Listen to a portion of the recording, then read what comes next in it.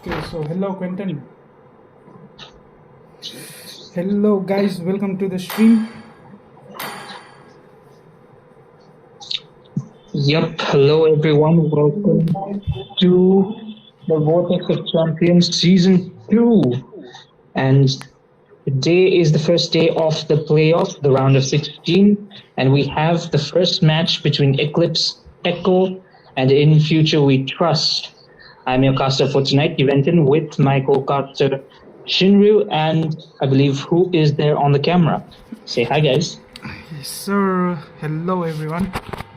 Hello everybody. It's good to be back with the tournament, and what's a better way to start off than the playoffs? And yes, we have team In Future We Trust on the blue side with the first pick, and team Eclipse Echo on the red side with the second pick. And the bands coming in is the, this little girl from the Land of Dawn. It is Matilda.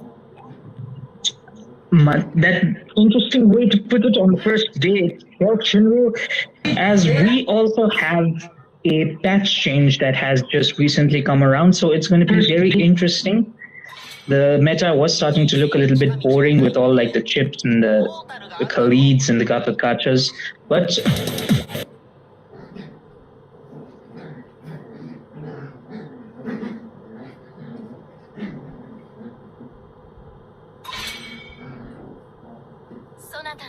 is something we will still get to see, I believe. But yes, with the new patch note coming in, there is gonna be a shift in the meta. So many heroes getting those nerfs and so many heroes coming back to the forefront. For example, with the revamped Grandeur, things look very different now, doesn't it, Quentin? Indeed, he's become surprisingly more handsome as we see Zushin and Suyu getting banned out immediately. So we have to really come to terms with the fact that the meta has changed up quite a bit and it's become much more slower when it comes to jungling, but the overall gameplay has become more crisp. Wouldn't you agree, Sindhu? Indeed. I mean, with the new patch coming in, we do see the heroes which were pretty strong in the meta getting a bit, nerfs. I wouldn't say it is too game-changing nerfs. Like some heroes, they just got a bit of, their defense reduced in the overall scaling that we are looking at, or the cooldown for some heroes, that is. But in the long run, I think a lot of heroes are still impactful, like the Khalid, like the Gatut Kacha. They can still be used, but it does depend on the team how they want to put those heroes into their draft and into their gameplay. So we need to watch out how will these teams play around these new heroes, or also the other heroes which just got buffed recently.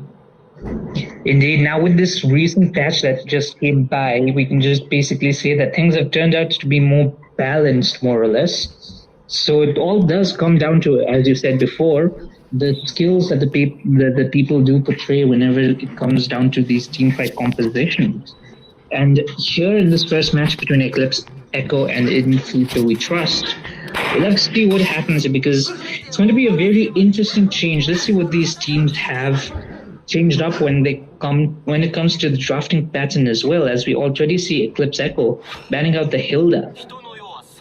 Ooh, Ling getting picked first, and yes, that Ling did get some nerf. I would say the late game has been a bit nerfed. I think perhaps like the damage scaling has been reduced because the developer thought that he's very strong in the late game, too hard to counter, so they did hit him with the nerf. But here comes like the Sicilian as an answer. What do you think about that pick right now? A little bit of a risky pick, but then as you said, the physical attribution to Ling has been reduced, not massively. He is still a decent threat, but he is much more easier to take down in the late game. So overall, the Sicilian, even though it's a decent pick, it scales well into the late game. He still needs to be wary of the Ling. And as we speak on that, we have the Khalid also getting locked in.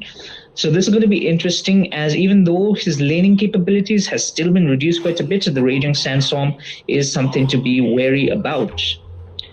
Yes, sir. I feel, this Sicilian is one of those heroes which can build those tanky items. It's not the hero which just solely relying on those damage items or, just the burst damage. This hero can go for that, dominant size, those the Winter Crown, or even at times they can build this anti-Cuirass on him. So with the Flock of Destiny coming in, it already makes him tanky enough. So I think it'll be difficult to take that Sicilian down in the late game, as that bat impact can be so lethal. With one shot, people can get deleted. But here we can see the answer back is that Grok and that Chow. So will that be enough? Will that be enough? Indeed, is the question. Ever since the patch notes have been changed up, knockups have become a little bit less effective. A 0.2 second change is still a huge difference when it comes down to these microseconds in team fights. So it's going to be very interesting to see how in future we trust they want to use this combo that they have, which is typically interesting to see. We usually see chosen the wrong position, but we might see him in the EXP. But then again, there is that flex potential between these two heroes that in future we trust have picked up. I feel like playing that show into that EXP is a smarter move, because he can cancel that healing from the second skill of that Khalid, as well as he can just get out of that first tornado swipes with his G Kundo. So I think that Khalid can get punished with this show pick coming in. Like, he wants to come in with this raging sandstorm, but this show can use that way of the dragon to just dislocate him towards the turrets where he cannot get out, and that aggressive gameplay that he's looking for can get punished. So it can be a smart pick, but only in the right hands, I would say. But the answer with the this Franco, I think, will be pretty interesting. The lock on that this link would be pretty handy to have, isn't it? That I would agree with. It would be pretty interesting to see how the Bloody Hunt is used in this entire game. Also, the round of 16 from now on will be a best of 3, so it's going to be very interesting to see how teams decide to experiment with their picks and bans, as I believe Echo and In Future We Trust going head to head right now. They're just testing the waters, checking out the patch notes, checking the new nerfs and buffs on the heroes. Like the Aurora getting banned out, the Fanny getting banned out, they have to be very quickly adjustable to the meta if they really want to keep up with the other teams in the entire tournament. Absolutely. I almost forgot that we have a best of 3 for this rounds, and yeah, like with the best of 3 coming in, and there is a lot of chance, for these teams to adjust with the opponent's gameplay, and I feel these teams can play around a lot more with the experimenting, like you mentioned. So I think the first game is much more of an experiment than an actual head-to-head battle, I feel. So both the teams will test each other to see how much they can use these heroes in their drafts and in their comps. So it'll be interesting to watch, isn't it? With the Moscow being banned, this is gonna be EXP lane where there is no global ultimate. That is going to be interesting. We are coming down to the final 2 drafts. I mean, final few picks from both teams, and we already see the March is getting picked up by Eclipse Echo. So in future we trust they may have a little few immunities here and all, but they are pretty front lines. So in this circumstance, the Marches does seem like a decently available pick. Now we have to see what in future we trust really want to pick and ban over here. Yes, we should not forget that Martis is also one of those heroes which got that airborne nerf a bit. His second skill does not give him that kind of airborne effect that it used to give, or not that prolonged period of time. But I think it is a good pick to have in the early game. Their early games, they needed some hero to go for that early game engages. So I think that is a good pick to have. But with the Eve being locked in, things seems like be in the box for team In Future We Trust. And also the Claude getting locked in immediately. This is a very good pick in my opinion, because the Claude is able to move in and out of team fights, and especially against the Franco, that BMI will be pretty crucial just to dodge the iron hooks. Now, Eclipse Echo, they are still waiting for their gold laner. The Leslie is always a never option for against the Claude, and she does do well against the lineup that In Future We Trust are pulling out, but it seems like they will go for the 1-1 instead. that is another hero that has been doing pretty well in the gold lane currently. What are your thoughts on this, Shinru? I think they do not have enough heroes to lock that 1-1. Like, yeah, 1-1 can easily mark, easily get that weakness proc from that Eve's ultimate quite quickly. And if the Grok is not careful enough, she can just get that immunity used and just unlock that ultimate. But the main thing for a 1-1 is that they can be easily countered with that Winter Crown. That is a very hard counter towards that 1-1. But at the end of the day, it does depend how that hero is played, when that ulti will be get used. But I feel like team in future we trust they do have a good draft here, but Eclipse Echo does have better front to back composition. They have their heroes to play even on the front line, and they have a lot of damage, a lot of hard artillery on the back. But with the draft locked in, which draft do you favor here, Quentin, in going in this first game? I feel like the Martis draft from the side of Eclipse Echo is interesting. And the other side, in Future We Trust, they have a much more rounded composition, something that you might usually see in actual five-mans. But this time around, I like the experimentation that both teams are pulling out. I can't really say I have a particular favorite. I have a question for you, Quentin. Which hero should this Franco lock on? Should it be the Claude or should it be the this Ling when they dive in? Ooh, early game, I don't think the Franco has to worry about the Claude's damage coming in. But once it turns to that late game position, the Ling is slightly going to be falling off a little bit more than the Sicilian will. So when it comes to that late game fights, the Franco will be presently locking down the Claude. But we do have skirmishes for this lethal wanderer, and it does easily go to the side of the blue team. Now it seems like Echo Eclipse, they are getting pressured a little bit, but it shouldn't be a problem, especially since they have got a Martis in the jungle and they also have that roaming Franco. Indeed. This is like a pretty peaceful game for the first minute, I would say. They are not trying for, those crazy plays yet, despite having a Martis. I thought they would go a bit aggressive from the side of Team Eclipse Echo here, but they are playing, the patience route here. They are waiting for that objective to get spawned, so they go for that fights. I think that is a better way to play for these teams, to get the kills when they need to and not go for those unnecessary engages. And speaking of engages, there is that engage. Oh, the Ling does come in with the Tempest of Blades, but Eve is the one to draw first blood. Martis in the backside trying to get the decimation. He does not land it, but he gets the Grok in return. Now Ling is pretty low, is able to dodge the bat impact as Khalid also rotates to that mid lane. Overall, before the first objective spawns out, it seems like Eclipse Echo, they did a pretty good fight and initiation over there. Yes, that was indeed a good trade, but both the teams just losing their, roamer is not something to be too worried about. But the kill going to the hands of the mage is something Team Eclipse Echo, not Eclipse Echo, Team in Future We Trust can capitalize here. But the dot with the turtle. We do have the Way of the Dragon getting used up, as well as the Bloody Hunt.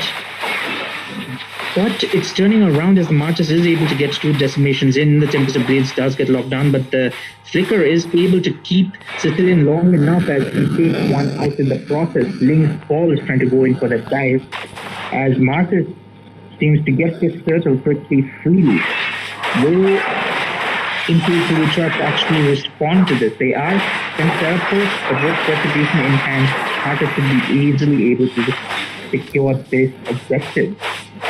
You know what, Quentin? Team Eclipse Echo, they really played it well. They let that Franco clear that mid lane, so he got that early level 4, whereas that Grok did not have that wild charge yet for the total fight. Had he had that ultimate, things would have turned differently for the side of Team in Future We Trust, but that small play on the mid lane with that wave sharing, really made the difference out here for Team Eclipse Echo for winning the turtle.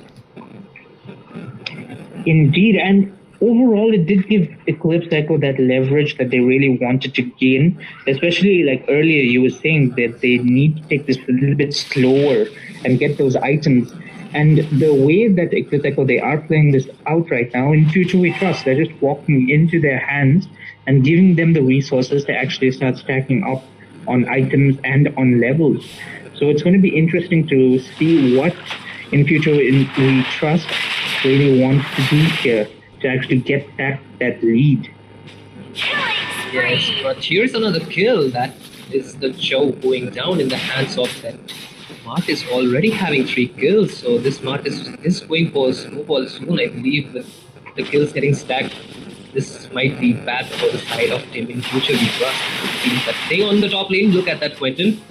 We do have the real world manipulation into the blazing duet getting used up. The Tempest Blades is also used there as the Sicilian trying to get out of there is able to. Lane now very low, does have the ability to actually jump on walls, just get out of there, and the BMI keeping people alive for now. The Martyrs going in pretty deep. Will he be able to secure kills at the decimation? No, he is not. Almost gets taken out in the process, but the side of In Future We Trust, they do survive this for quite a bit. Yes, the Martis was not able to get that decimation to get that mobility, from his ultimate. So, yes, that was a good play coming in from the side of Team in Future We Trust. Lee almost taking that entire crosswalk tank really helped his team to, leverage in that team fight. That Vanman's damage was not enough for that team. I mean, for that engage, but here I think we can see another engage on the top lane. So yeah, we are having 2 different fights over here with the Bloody Hunter does come out onto the shore as Khalid picks that kill up. Now look at the damage coming in from the Sicilian. It is starting to stack up pretty well. The Claude does get half HP from just one bat impact. Now Marcus is pretty low here, so that does not give Eclipse Echo a little bit of leverage to actually take that turtle. But in the top side, the 1-1 walking straight into the Blazing Duet. And with that, I think so that is a clapback from the side of In Future We Trust as they take down 2 members and look to secure this turtle. Yes, sir. Despite landing that iron hook, that fight was entirely turned around by the Claude with the blazing duet, He was able to get those 2 kills, giving him that whole lead here. And yes, that Claude is almost online. His EHS will get locked in soon. But here we can see that Mart is being sneaky, stealing that red buff away from that lane.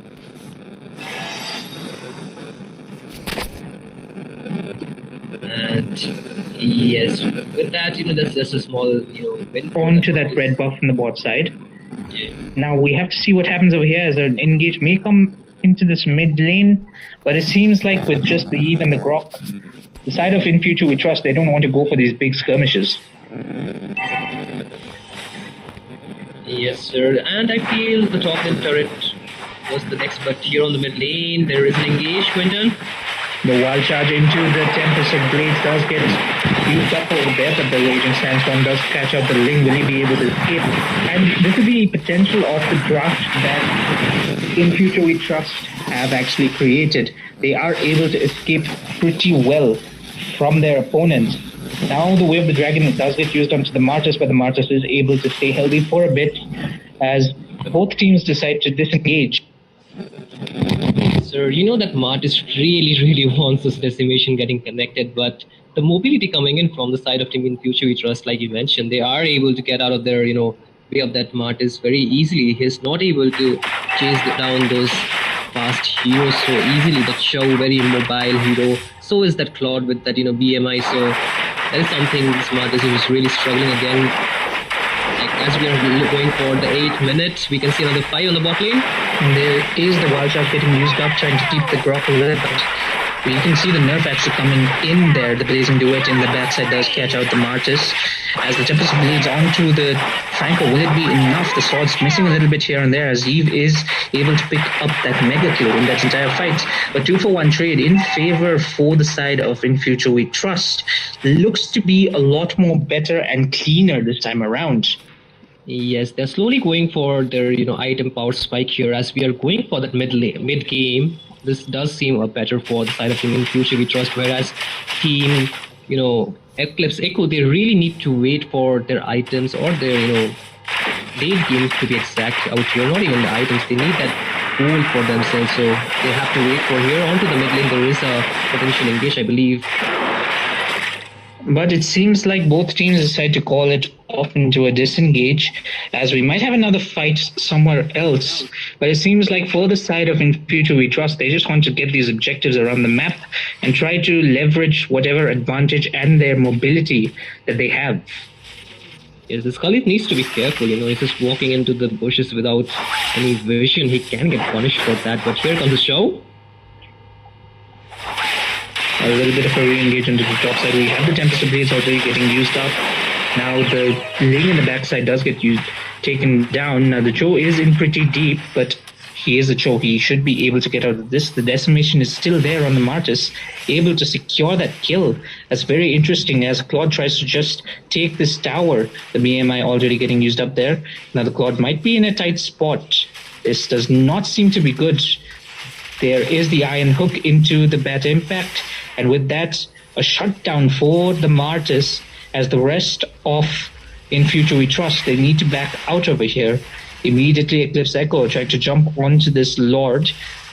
It seems like they will go in for another fight over here. We already have the Quicksand Guard getting used up, as well as the Raging Sandstorm into the Grok, into the Decimation. We have the Real Wind Manipulation, but it's not going to help out the Yi for much over here. But the Martis does get taken down by the Cho in the process. The Tempest of Blades also used up.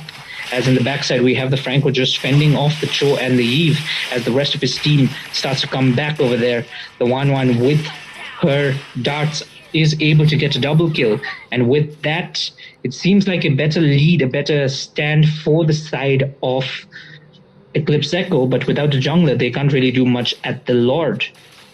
Indeed, that was such a long fight. I mean, we were just like watching, and that fight was just getting prolonged as we were speaking. And yes, I think Team Eclipse Echo did well in that fight. They were able to get a bit leverage off that team fight, but onto this Lord, they did not have that jungler for their side to take it down. And I think they need to be, careful while throwing their bodies around, because at the end of the day, they do need a jungler to be alive for taking that objective down. And even if they win the fight, if they can't convert it into anything, that will not even give them any, lead or any kind of, that leverage that they're looking for here. But as we are slowly going in for, the 12-minute mark, we can see that Cecilion is really hurting even more.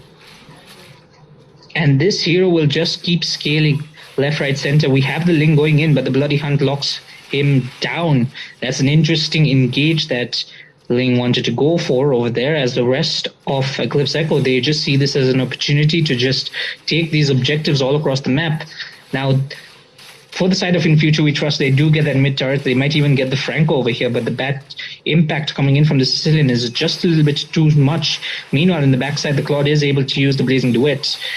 The Lord does get secured in the process, and a double kill, triple kill for the Martis with that decimation just cleans up house, as that looks to be a decent win for the side of Eclipse Echo, as they keep marching on with pretty strong waves. These are Lord boosted waves, as the Link is back as well. The Tempest of Blades gets used up, is able to walk away, but the Cho, now in a tight spot, is able to just dash away with his Jukundo. Yes, sir, the Lord is still marching down the top lane team. In Future We Trust, they really need to play it safe around. I guess they are going for too many fights, unnecessary fights at this point.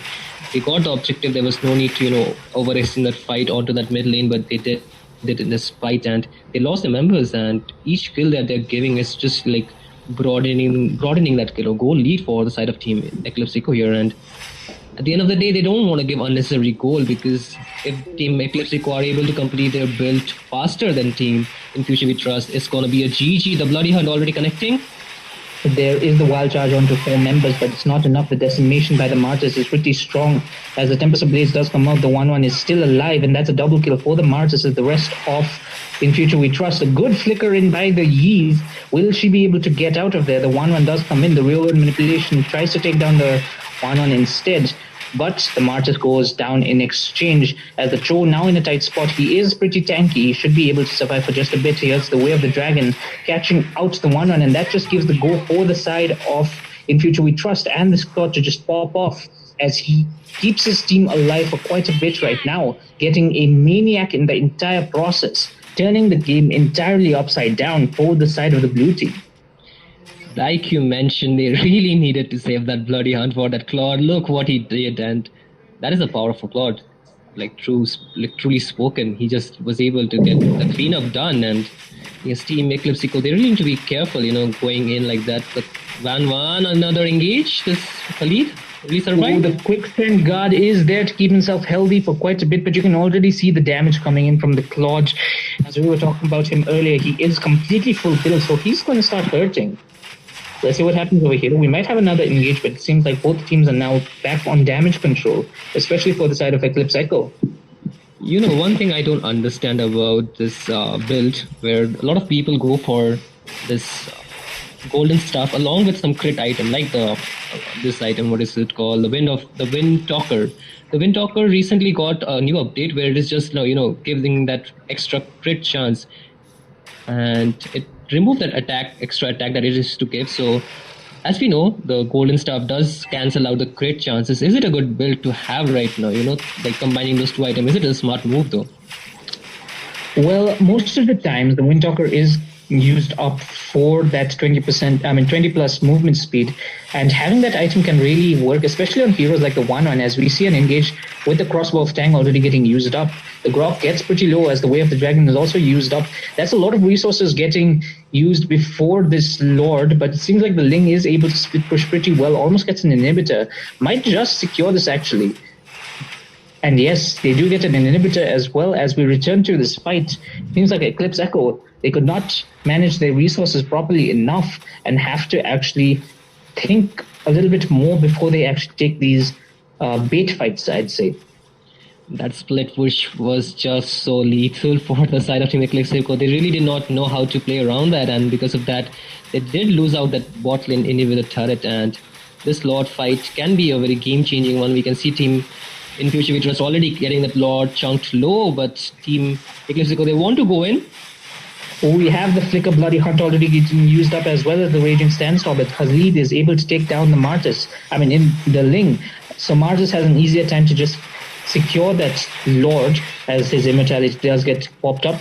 The real one manipulation also is used over there. The 1-1 has to use the Wind of Nature, but the Eve is able to secure that, and with that, only Khalid remaining for the side of Eclipse Echo. In future we trust they just want to see to end this right now.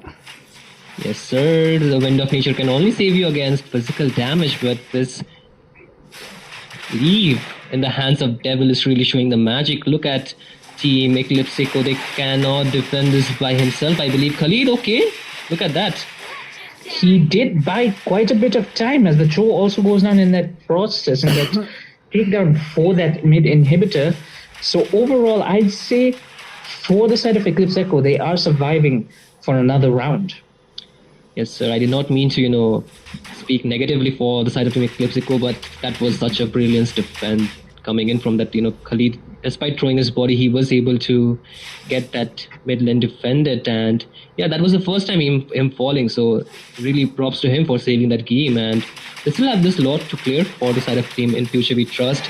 They need to be careful, Team Eclipse Echo. They want to go for this potential engage onto the mid lane, I believe, right now. And they actually can with this Lord and his minion waves. The next wave that's coming down as well has to be taken care of pretty carefully, otherwise they might just lose towers in the process. We have Marcus getting knocked up, but is able to just mortal coil away from it. Yes, this and the mid lane still stands. Yep. The Martis is going for that, high HP build, but against Claude and Eve, I don't think so. That's a very good way to build, because they can just melt down those high HP heroes pretty quickly. And as we are just 18 minutes into the game, we are already heading to that late game where this Martis has fallen quite a bit. We can see his impact being lesser and lesser with each passing minute. So what can Team Eclipse Echo do differently here? We have a fight over here. The Blazing Duet getting used up in the backside of the crossbow tank does get popped off. The BMI able to cancel that out. The first to fall in that entire fight is the Franco, but the range is coming in from Eclipse Echo secures one, not yet, as Sicilian in the backside does fall, and that's a lot of damage going down. And that double kill from the Ling really puts things into different perspectives, as it seems like side of Eclipse Echo, they are now run down as well. The Martis, will he be able to escape? It might not be for long, as Khalid tries to defend his base up over there, but it seems like the Claude just wants to end it out. And it seems like in future we trust will take the first game. Absolutely, that was a good play from the side of Team Eclipse. I mean, Team In Future We Trust, of course.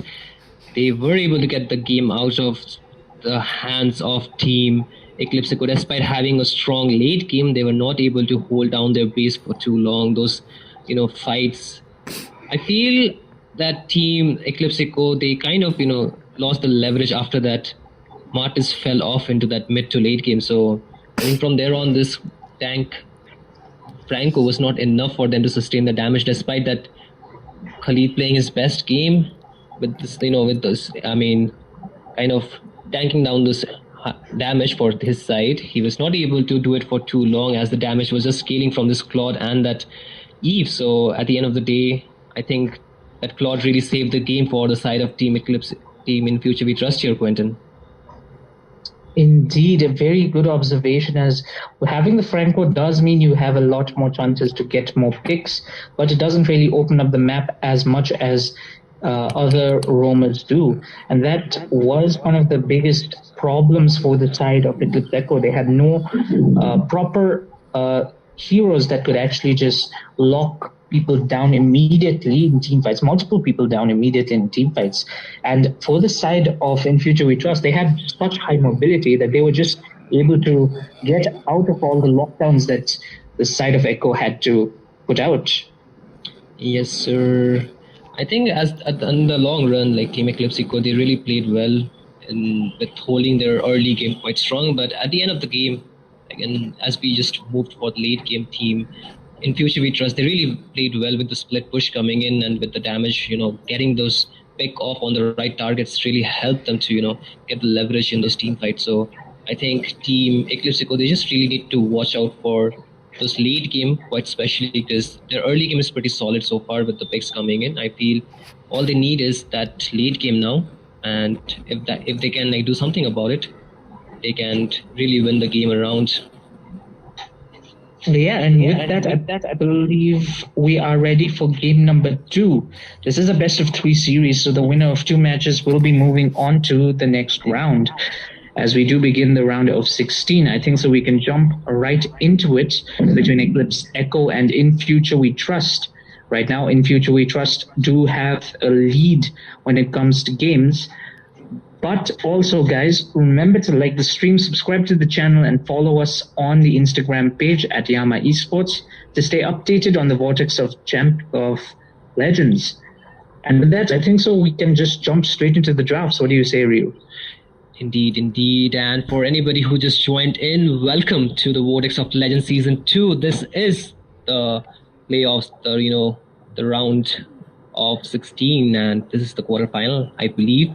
So you need to watch out for these teams because the winner will go to the next round and the loser will get eliminated out here. But for this first game of the night, the first match of the night, this is the second game, of course. Team Eclipse they are a bit behind, whereas Team In Future We Trust, they are leading the series, best of 3 series with a score of 1-0. So can Team Eclipse equalize here, Quentin, is the question. That is the question that is about the game, but also we've got a question about the giveaway for today. So guys, put your bets in, guess the MVP of the match, and get 20 diamonds. Our modders have already put it in the chat as well, so do put your guesses down. We are always watching, and we will see what happens here, as we have to see whether or not, as you were saying, Echo, they're able to equalize this. Yes, they do have the first pick for this time around. They can get, they can prioritize a good hero for their side. So let's see what will they prio out here. But I think they do need to, play around a bit more with the more stable jungler, because the Martis is pretty good. They did pretty good with the Martis, but they need something, to go in for a longer period of time, or, who is still have the presence for a prolonged period of time, team fights, The Martis was not really able to do much with those high mobility heroes coming in. So I think they might want to choose a different hyper out here. What do you say, Quentin? Yeah, they might just change things up a little bit. The alpha was banned last game, so they might have looked on to get an alpha draft. But also, just a little bit of a quick reminder for our viewers as well. The milestones are still up and available at 450 subscribers. There will be another viewer giveaway. So do remember to subscribe as well, so that we reach that subscriber goal and give out more to our viewers. And coming back to the game, we were talking about the changes in the uh, junglers Dashboard. for the Yeah. side of Echo, and that's something that I think they might just implement right here, especially when they have that first pick, and heroes like the Fanny are still up and available. Yep. But do you think picking Fanny in the first phase is a good risk worth taking? I mean, they can get the Fanny here, but it can get countered. No.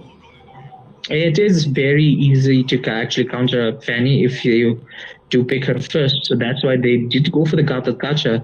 But it seems like for the side of In Future We Trust, they are happy with that link. So they secure it once again. And they take a bit. Sicilian. You thought?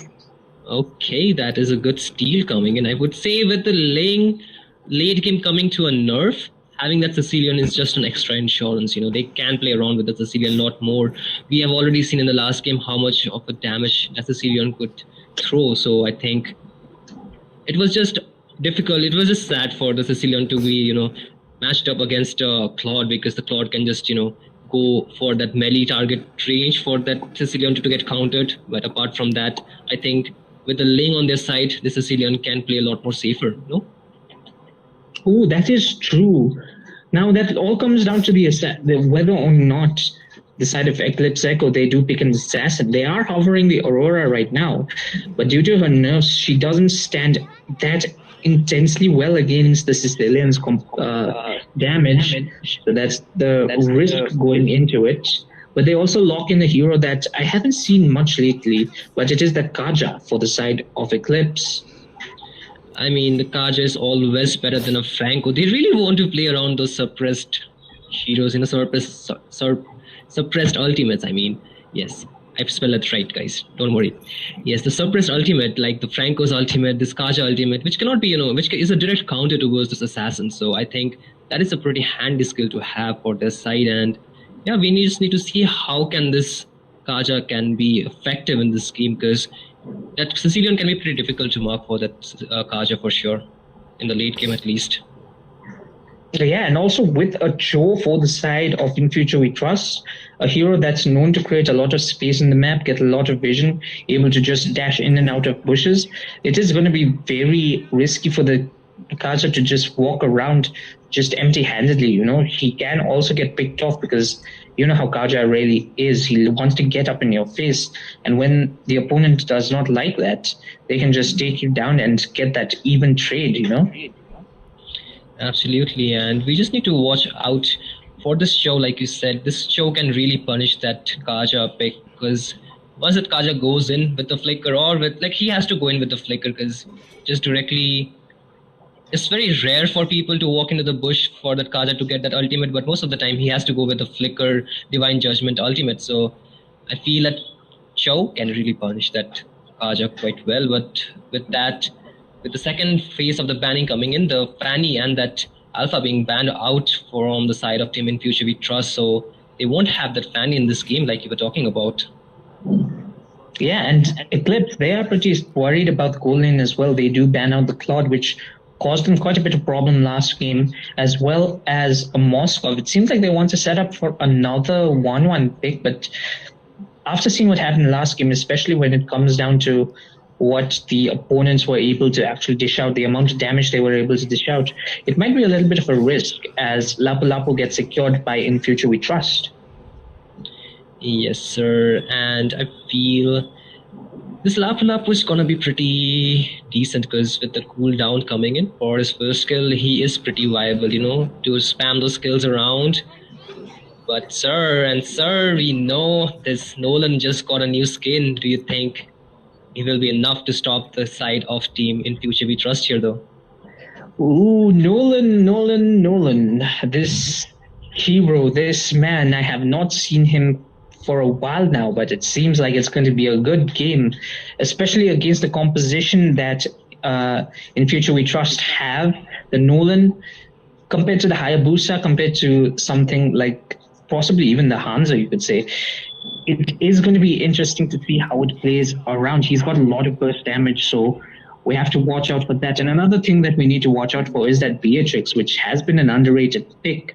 Meanwhile, for the side of In Future We Trust, they do lock in the Bruno in that gold lane.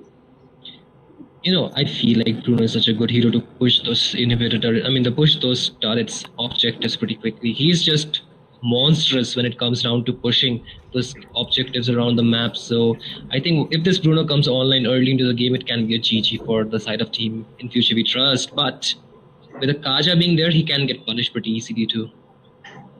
Yeah, that is true. So it's always going to be that double-edged sword that needs to go through over here as we do get ready to enter the Land of Dawn for game number 2 between In Future We Trust and Eclipse Echo. Eclipse Echo, they are now one game down from In Future We Trust. And if In Future We Trust, they do win this, they will be moving on to the next round.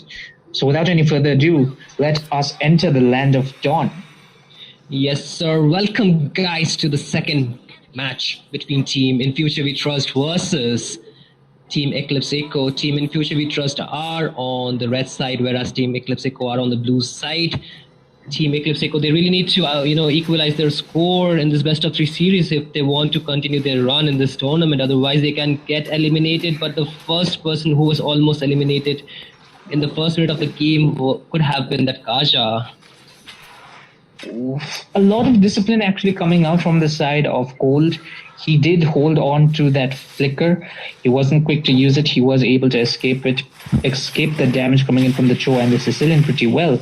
As now the Nolan gets pressured pretty heavily over there. Is not able to get his red buff yet, but the first blood does get secured by the Aurora. As the rest of Eclipse Echo try to converge onto the Sicilian. Now the Sicilian does have the flicker still, is able to use it to get away for the moment. Will he be pushing it? It seems so, as Aurora, using her flicker, is able to pick up another kill. And overall, that's pretty good for the side of Echo. That just backfired so bad for the side of Team In Future We Trust. They really wanted to go for that invade, knowing that Nolan Nani did not have that, retribution on his side, so they wanted to press that buff, but unfortunately he did not have that rotation coming in from their jungler, nor their EXP laner, so it was just unfortunate to watch. But look at that Ling, he wants to go in for that, but the Tempest of Blades keeping himself healthy for just a little bit over here, as Nolan is barely able to escape from the blades of Ling. And before the turtle getting spawned over here, that's a pretty bad loss for the side of Echo. So overall, I'd say In Future We Trust, they've equalized. Certainly, I think that's a good shutdown coming in. Getting the jungler down right before the turtle will give them the the XP advantage that this Ling would need. But it seems like there's nothing much, but rather this Nolan is actually leading in terms of XP out here, Quentin. That is true. If we do look at the EXP and gold coming in from both teams, Eclipse Echo, they are doing pretty well as well. So it's going to be very interesting to see what happens over here as the Ling jumps straight into a bad mess as the Frigid Glacier as well as the Avatar of the Guardian gets used up. The Beatrix is also rotated down. So that is going to be a 5v4 in which it seems like In Future We Trust, they already lose 2 members as well as the first neutral objective of the game. Yes, sir. The new skin really is giving the buff to that Nolan, it seems, man. Because I can see the damage being more than the normal. Normally, we don't get to see that damage on that Nolan usually, but out here the Cho is just level 3, whereas his counterpart, that is the Kaj, is already level 5. What do you have to say about that, Quentin? Overall, it seems like Eclipse Echo, they are doing a very good job at just maintaining that level lead, but now the Nolan does get caught over there. He is able to just fracture away as a good flicker coming in from Aurora misses the Bruno, forcing out a spell. That can be a thing she can get punished for, but she does have the passive on, so I don't think so. That can be too much of a thing, but the sad accident of that team fight, not a team fight, but a pick-off, was that Sicilian here. Now the Cho does get spotted out as well, but it seems like the resources for the side of Echo are falling a little bit short. A good catch by the Aurora, able to get the freeze onto the Ling, as Nolan's able to come and clean up pretty quickly and easily. Now they do converge onto this gold lane, it seems. But with two members present, will they go in for this dive? It seems like in future we trust they are backing out from this. They don't want to risk that. There's just a gold plating so far. I think they are okay with giving that away, but they're way off the track connecting here, Quentin. Oh, we have the top tower already going down, so the Kaja is able to survive for just a little bit. But then its rage is not enough to actually secure things, but the Nolan might just go in to get a few cleanups over there. He does get the Cho and is able to just dash away, as even with the rotation coming in from the Lapu Lapu, it's not enough to stop the rampage of the Nolan. Meanwhile, the Ling does try and take over the red buff from the side of the jungler for the blue team.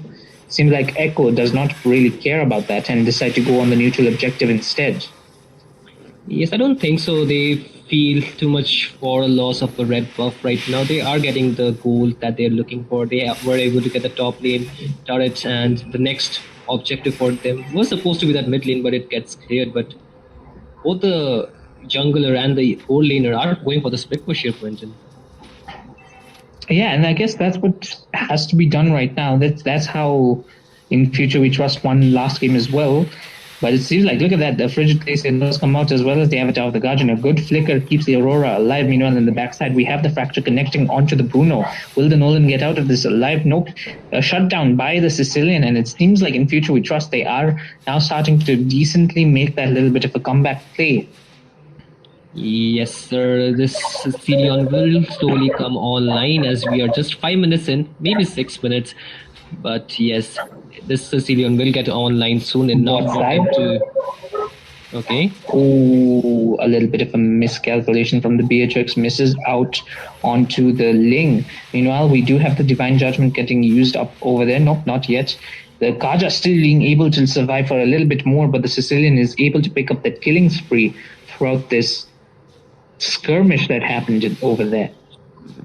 Absolutely, the Sicilian, like I was saying, is just gonna get online soon enough for the side of Team in Future We Trust to come online here, and I think they're just waiting for their heroes to, power spike here. They want the items on their heroes for this Bruno and that Ling before they can, go for those pick off or even for those team fights probably. Because I think they are kind of lacking a damage right now. Speaking of team fights, that was an interesting Avatar of the Guardian. Meanwhile, coming back to the bot side, we do have the Bennett's Rage able to keep the enemy side a little bit away, but the Bruno is able to just do so much damage and keep pushing out the members for the side of Eclipse Echo as Beatrix falls in the process over there. Aurora left to defend that on her own. Now, here comes the Lapu Lapu. Does not land the stun, but the Ling is there to just clean up house. As it seems like in future we trust they are pulling back their advantages. They are coming back into the game. Yes, sir. They are kind of online as we are speaking of, because you can see that members falling left and right for the side of Team Eclipse Echo. And yeah, we think what we're talking about, that item power spike that they needed, is gonna hit soon. And look, that the goal lead is already shifting to the side of Team in Future We Trust here, Quentin. Exactly, and this is what we were talking about earlier. The potential for the late game for the side of in Future We Trust is far more what we're used to, far more reasonable than what the side of Eclipse Echo have. But now we have to watch what happens over here as the Divine Judgment does come out, as well as the Frosty Breath and the Frigid Glacier. That's a lot of spells used up. The Bruno does go down in the process, but in the backside, the Ling was able to steal away the kill onto the Aurora, uses Tempest Blades, get a double kill onto the Bennett, the Beatrix as well. Now the Gazkash are soaking a lot of damage as the Nolan gets a double kill. Will he be able to keep this mid lane turret from falling? We are yet to see. A 3-4-3 trade, pretty equal, but in terms of members falling, I think Team Eclipse Echo, they got the advantage. They got the jungler down, who had quite a bounty, I would say, placed onto him, but they did lose a mid lane turret out here. So I think the jungle won't be so safe for the side of Team Eclipse Echo here, because the blue buff can get stolen pretty easily. Not only that, this gives a lot of leverage for the Sicilian to move around as well. As we can already see, it seems like in Future We Trust, they are looking to try and take this top tower as well, as the Way of the Dragon does connect. The Joe is still under turret. Needs to be a little bit more careful. But the top turret may be going down immediately over here. It seems like in Future We Trust they are doing better in this late game movement around the map. Their macro is pretty decent here. Yes, sir. They are trading off that turret with their own turret onto the top bot lane, and we can see the blue buff already getting invaded here. Will we get taken down? But the Kaja is so low. The Kaja, interestingly, weird Divine Judgment really puts him in a very bad spot. And in Future We Trust, they're quick to take this. Meanwhile, in the backside, the Nolan gets shut down in the process by the Bruno. That is going to be a jungler advantage for the side of the red team. In Future We Trust, they are trying to melt this Lord down now completely. Yes, sir. The Way of the Dragon already used. Won't have that for this Lord take, but I think that won't be necessary. The AOG already used, but another engage? Yeah, both sides. We do have the Ling getting caught up in a tight spot. Beatrix is able to put that Ling down to his place as Kacha gets traded out in that entire process. It seems like over their team, Eclipse Echo, their team fight, their coordination is starting to fall off as members are getting dispersed left, right, and center. Throughout that fight, we did see that the Ling fell, but will it be that lasting? As I say that, the Bruno gets jumped on by 4 members. Ooh, that was a bad time for the Bruno to fall. They just got Lord, but this might prove quite bad. But look at the bot lane, Quentin, here. Yeah, we might have an engage. We have the Frigid Glacier already getting used up, but the Cho is forced to flicker out. And it would be best for the side of In Future We Trust to back off over here. The Nolan coming in with a clean fracture just comes in, takes out the Cho and backs away. And it seems like Eclipse Echo, they are starting to get back their form and get back their discipline over here. I do agree with you on that because I feel, both these teams are playing quite back and forth. It is not like a one-sided game so far. If team In Future We Trust, they are getting a shutdown onto one member, Team Eclipse Echo are not too far away from, answering it back with their own kill. And onto the top lane, there can be another engage.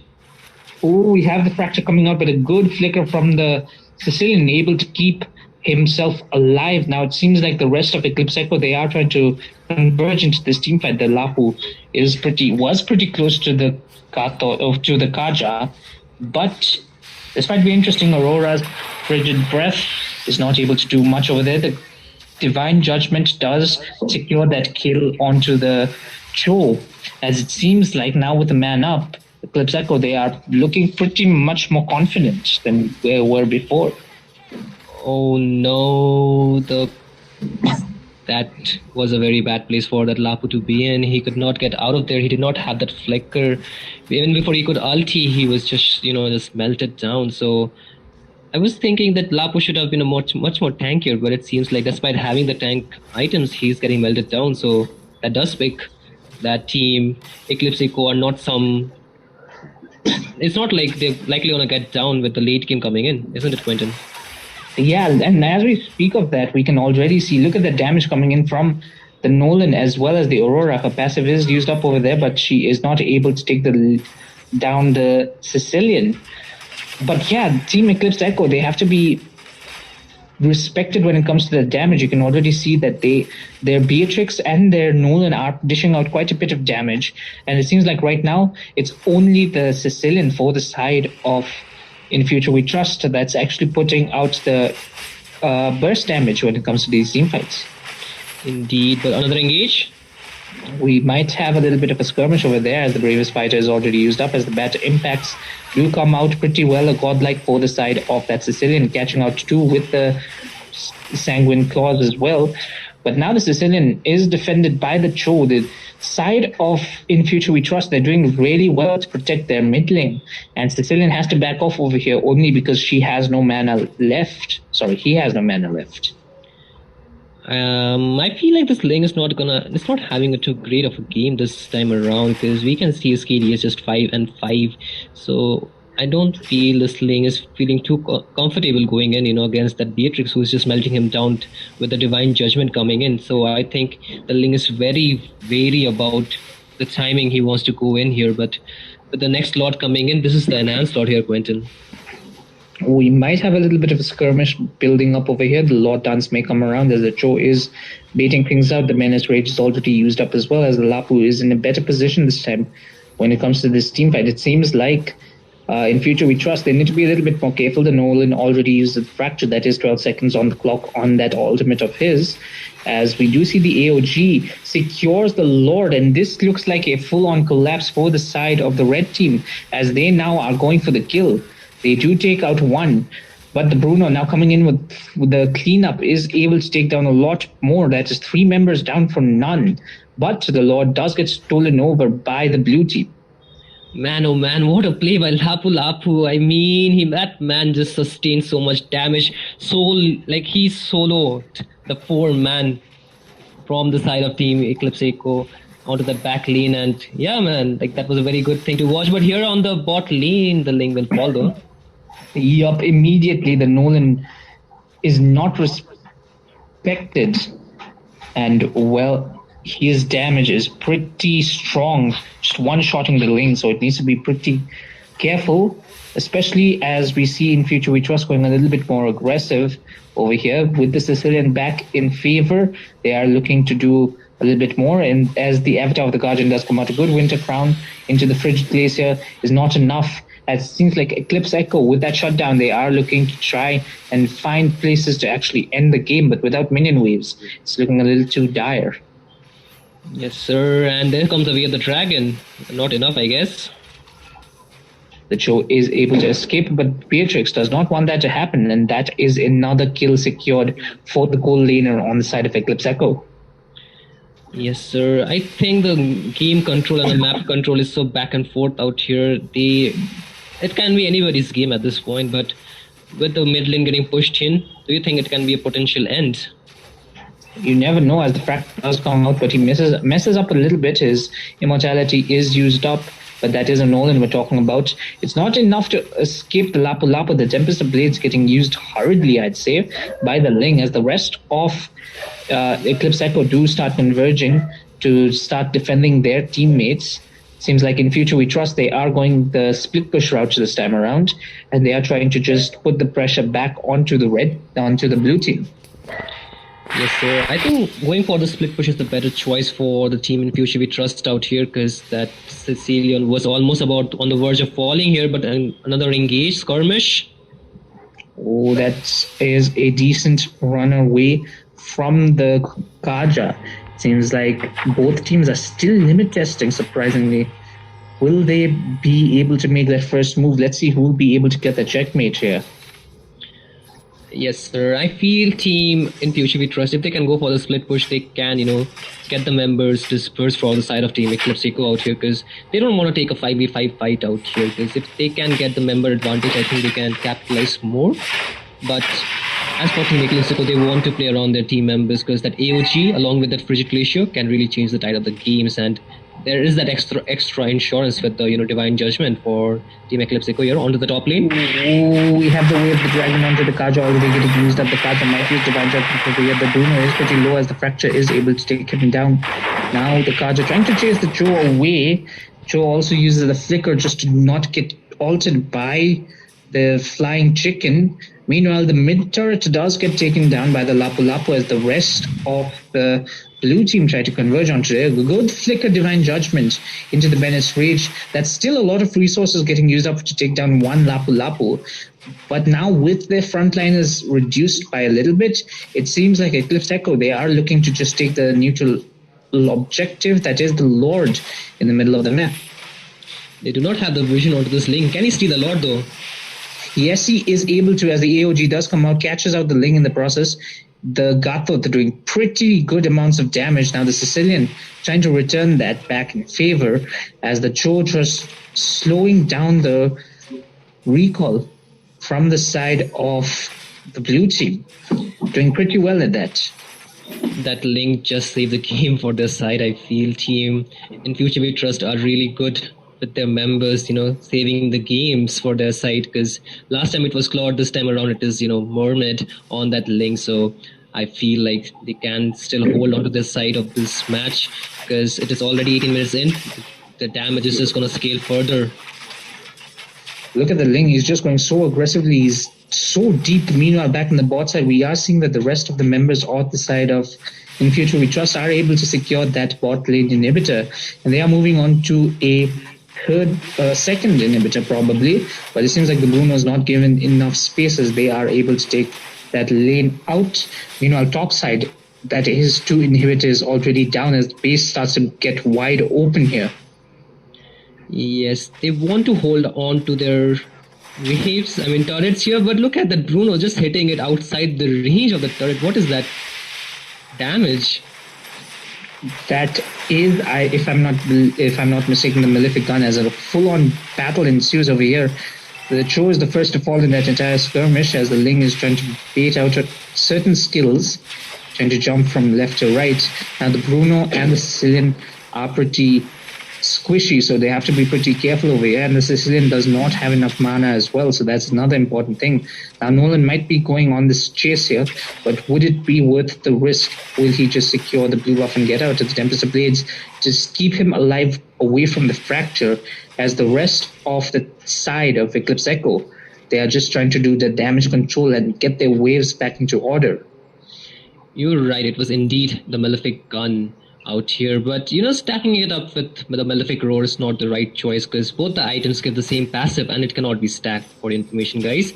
So building both the items is not too useful, so you need to be careful which item you build. You can just build either of the one, but a conceal play onto the top lane.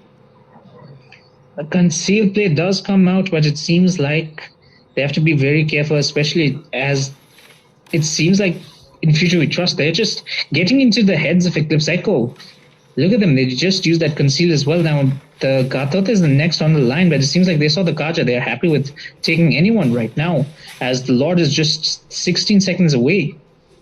Yes, they were looking for the pick off before the Lord so they could get that man advantage here, but unfortunately they got spotted by that Kaja, so he was able to survive. I think Team Eclipse Echo, they want to contest for this Lord because this is gonna be the Evolved Lord and it's gonna hit really hard, and without any inhibitor turrets they can, get a game over at this point here, Quentin. Yeah, we do see that the Ling is there as well, so with the Ling probably having baited out the retribution from the Nolan, he's got no trouble. AOG getting used up as with the Gacha blindly jumps in into a almost death wish. Immortality from the Lapu, it does get popped off as the Nolan picks that kill up. But the Divine Judgment also used up. That's a lot of damage coming in from the Sicilian. Will he be able to take down the Aurora? That's good flicker coming in from the side of Aurora to keep herself alive. But it seems like for the side of... Look at that, a good Winter Crown from the Sicilian. A good immortality swap. Will he keep himself alive as the immortality of the Nolan gets used up over there? Now the Nolan also doing good item swaps, but a double kill already used up for the side of the Bruno, and the Sicilian surviving pretty well. And with that, In Future We Trust, a good display of skills. Do take down Eclipse Echo.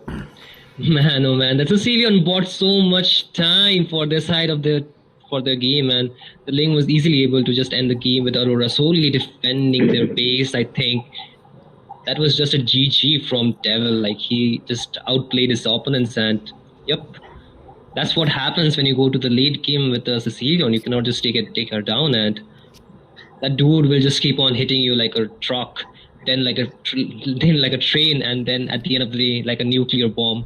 And yep, that's what happened. So props to the dude, man. And with that, In Future We Trust do move on as Eclipse Echo end their road over here for the Vortex of Legend. So with that, we will prepare for the second match of tonight. We will see you in a couple of minutes, guys. Yes, sir. We will be back in a short while. See you guys soon.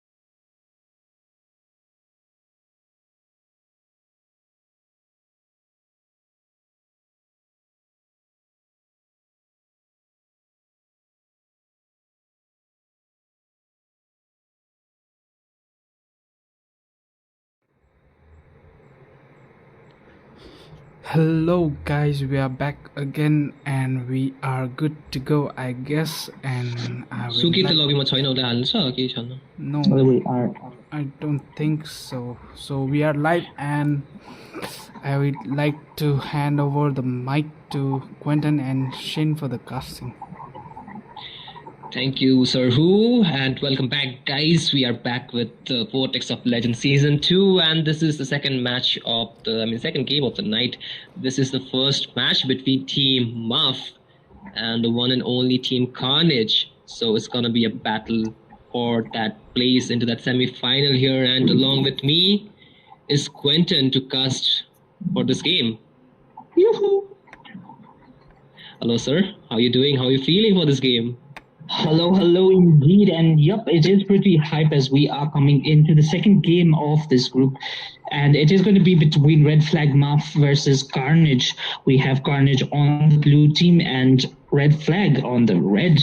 So it's going to be interesting to go through what they have in store with us, whether or not they've read the patches and whether or not they are going to pull out something interesting. As we already see, the Phobius getting banned out by the side of Carnage. Yup. And to answer it back, there is the Claude getting banned. So pretty quick bans coming in already. I think the Claude ban is pretty viable, and the Phobius is just, as you know, strong into that EXP lane. But the Zushin getting banned here, Quentin. A reasonable ban. Because everybody is pretty still scared of the Zushin. Her damage, her crowd control is pretty strong. Those are some things that you need to watch out for. So rather than just trying to deal with it, you just ban it away. I mean, I do want to see the God getting played, because the God just got a buff, and I feel like it's pretty good to have that hero for your team. And with the recent patch coming, a lot of other heroes also has the potential for coming back into the meta, like the Parsa, for example, onto the mid lane. Don't you think so? That would be fun to see, a Farsa coming back into the meta after a long time. That's one of my favorite mages to pair up with, especially when you're in that roam position. She provides a lot of cover, especially with the airstrikes that she has, as the Khalid and the Chip also get banned out from the Land of Dawn. Yes, sir. The Khalid is an annoying presence. The mobility that he provides, along with the Raging Sandstorm, it's too hard to deal with. And the Chip, as we all know, is just a permanent ban in every tournament that we have seen around, all over the world, isn't it, Quentin? That is true. The Chip is pretty scary, especially since he's got the potential of just bringing his team. His entire kit just makes him such a good hero, as the Suyo gets banned out as well by Marth. Suyo. That man did not receive a nerf this patch. I was thinking he would get a nerf, but he's still there, strong. Strong is an understatement. This hero, if left open and if built properly, left it on its own, can be a monster in the games. So it's going to be a pretty reasonable ban that Marth are afraid of, as the Matilda, which was left open, does get immediately locked in for the side of Carnage. I think the Matilda is still strong, man. It's a pretty strong hero to have for the roam position. That shield, the mobility, and also that circling eagle is so good to mark the back line. And yep, I think Beatrix is a pretty standard pick right now. Good damage, good kit that she can provide with the different weapons. So I think first picking Beatrix is still viable. No, Quentin? It's a decent response because Beatrix is not necessarily countered by anything, hard countered by anything. So it's a pretty safe pick, and she is pretty underrated now in the current meta. But since changes are coming around, she would be pretty well off over here, as we do see that the Cho is also paired up with her. Now, the Cho, we don't know which position he's going to. I feel like the Cho is getting a certain popularity in the current meta because we didn't get to see too many Chos getting picked. That was picked before when it was played mostly onto the roaming position, but after that it really fell off. It fell off for a long period of time, and again it is back to the meta, I feel like, because it can be flexed pretty easily like the old days. Yeah, he is making that resurgence show. Now we have to see what Carnage have in response. They do lock in that Nathan. That's going to be interesting to see how the Nathan fares, especially against the Beatrix, especially against the Cho, whether or not he's able to get picked off. Now, seems like Carnage, they just want to lock in their junglers immediately, and they lock down that Alpha. Yes, sir. The Alpha is still a S tier pick, I would say, despite so many changes coming in. The Alpha is still strong, like one of those top three junglers in the game currently. And the Nolan, no, not the Nolan, the Nathan versus the Beatrix matchup is something I think it will scale pretty good for both these teams because both are pretty late game monsters to have. But the Louis pick, any thoughts about that, Quentin? The Louis pick, especially up against heroes like the Alpha and the Nathan, is pretty decent. She does provide enough damage, enough crowd control, and enough cover for her team. And there's always the scare of the Divergent just catching you off guard, you know? So overall, she is a pretty decent pick. As for the side of Marth, they start thinning out that mid-lane potential. Yep, I feel like there are better mages to pick, but that global ultimate, that diversion is something Team Maf really want to play around with because that diversion can really change the tide of the game. That Khalid, not the Khalid, the I'm sorry, why do I keep forgetting this hero's name? The Nathan won't be safe anywhere on the map, and they do have that show to lock down those targets. So I think that Purify won't be just enough to save that Nathan from a gang of potentially 3 to 4 members here, isn't it, Quentin? Hey, what? It's Nathan, Nolan, Potato. Either way, it doesn't really matter as a team that the Julian gets banned out over here. That's interesting to ban out the Julian immediately over here. They could have taken out heroes like the Ling and all, but knowing, I think so, it seems like for the side of Carnage, they've done their research, so they are pretty decisive with what heroes they want off the map.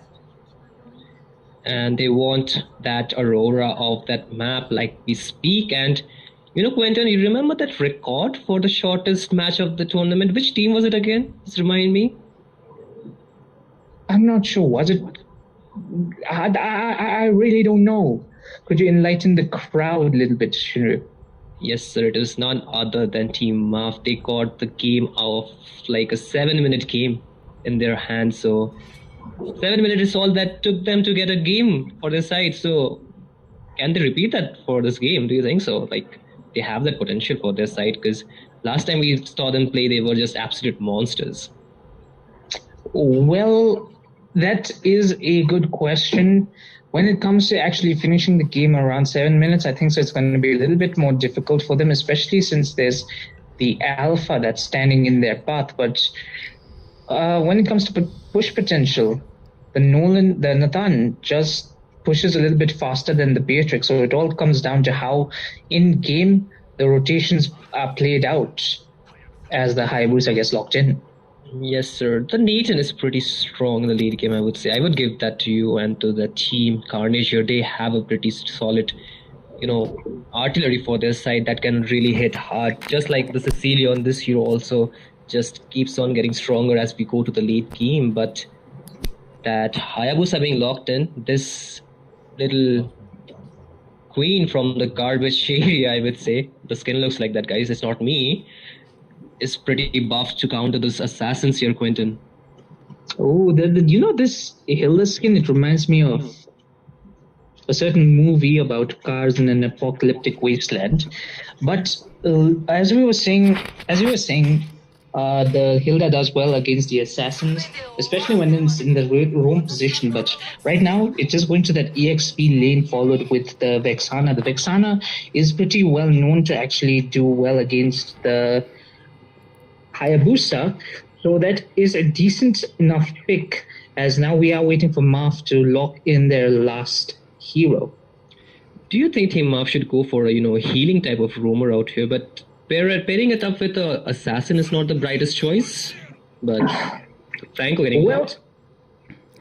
Consider there being 3 assassins in the game, being the Hayabusa, the Franco, and the Cho that can catch you from a bush from miles away. It's going to be a pretty scary game for both teams. A much more front-to-back composition coming in from Carnage as Marth lock in a more target pick-off composition. What do you say? Yes, they are going for that pick off, but look at the number of purifies we have from the side of Team Carnage here. Three purifies already picked off and one revitalized. That's a lot of sustain, I would say, along with Matilda. I think Team Muff, they really want to consider, that sustain before they want to go in for those team fights, for those engages here. But it will all come down to how they play around their heroes. But with that, we are going for the first match for this best of three series between Team Carnage and Team, obviously, Muff. Quentin, take it away. The red flags start flaring up as we enter in game number 1. The Land of Dawn. Will it turn bloody or will it be a more calculated mess? Let's see as we do enter a pause right before the game actually begins. And this gives us a little bit of time to actually talk about the drafts that both teams have put out. Again, as I was saying in the drafting phase, Carnage, they have a much more front-to-back composition. But do you think Muff's composition will be able to crack that shell? I think Team Muff has a pretty, standard mix, I would say. Like, this is the type of mix we can see which goes off for that aggressive route, for those much more pick-off potential gameplays. They want to go for those sudden map plays with the ultimate from this Louis, the diversion play, along with the Way of the Dragon and that Bloody Hunt is just instant locked in, and anybody who stands their way just will get deleted, because you can obviously purify out of a Way of the Dragon, but what are you going to do against Bloody Hunt here, Quentin? Tell me. The immobilized. That's going to be very interesting to see whether or not Muff are able to actually scale fast enough to outpace the damage coming in from the side of Carnage, or will Carnage completely stop this over? We are yet to see, as we will slowly come to a close for this pause, as I believe, if I'm not mistaken, the Matilda is currently a little bit going through a little bit of a technical disadvantage, but it seems like everything's resumed as we re-enter the Land of Dawn.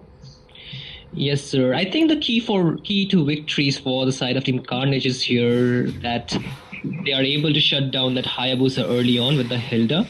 If like the Hayabusa gets caught off with the shadows, the Hilda can come in and punish pretty easily. But I think that pressure coming in from Team Muff would be something Team Carnage should look out for. They are already pressuring that waves onto the top lane with that Joe. That is interesting. Look at that Joe. Look at him so deep into this jungle of the Alpha. The Alpha is able to secure his jungle for the moment, but it seems like they just want to annoy this. Hilda's trying to cut up late, but this is 4 members down for this. 4 members in the bot lane for the side of the red team, just trying to bait away the red buff again. Good shadows coming in from the Hayabusa. Will he be able to steal this away? He does have the retribution, able to just come in with the quad shadows and easily, smoothly actually just walk away from the Alpha's buffs. Now the Loi's damage is also pretty intense over here. Meanwhile, in the backside, the Hilda doing quite a bit of damage onto the Franco, forces the Flicker. First blood drawn by the Hayabusa onto the jungler for the side of Carnage, as it seems like the side of Carnage, they have to be a little bit more meticulous, whereas the hyper-aggression composition that Red Flag Muff have built up over here is starting to show a little bit of fruit. Indeed, the pressure already coming in from the show, and that Franco was so much. Here comes the Franco with that iron hook, will not connect. But yeah, like I was saying, the pressure being built up, the jungler already not having the treachery, the information being passed so fast, really helped Team Muff to win that early advantage in terms of experience for that Hayabusa onto the top lane. We can see another engage. The Hayabusa does go in with the quad shadow, the Way of the Dragon being connected. The Hilda does use the revitalize, but not enough. The final blow from that Louis Invoker will get that kill. But look at the pressure coming in from that Franco here, Quentin. Yeah, he's just able to zone away the members from the side of Carnage's Hayabusa, just carefully, easily and smoothly just takes away this turtle. And that's the first objective of the entire game, going over to the side of Red Flag Muff. A good diversion getting used up by the Franco just to annoy the Alpha a little bit more, as in the bot side we do see Nathan getting solo killed by Beatrix. Look at the damage being placed, so much onto that Louis, almost falling, but the good rotation from Kyle, able to get that kill onto the jungler Rio, falling again to his second death. And this Beatrix is scaling pretty good, already having that lead. And I think Kyle will just scale much more when the game goes on. Yeah, we have to see as the game does go on. The Beatrix is going to start scaling a lot more. The Lowy is going to start hurting a lot more, as well as the Hayabusa. As we speak of the Hayabusa, the Quad Shadow Kill able to take down Claude once again.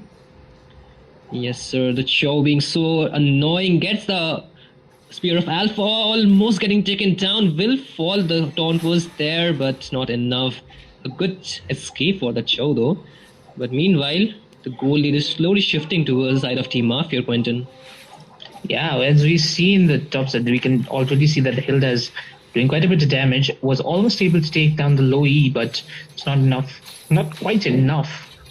But now a substantial goal lead already going over to the side of Maf is not looking good for the side of Carnage at all. Yes, it does seem Zelda is suffering from, lag issues. It seems she's just inside the base, and that is not a good sign for the side of Team Carnage here. Again, another member falling. Rishidar gets taken down by Lou here. They are just taking away everything they can here, Team Muff.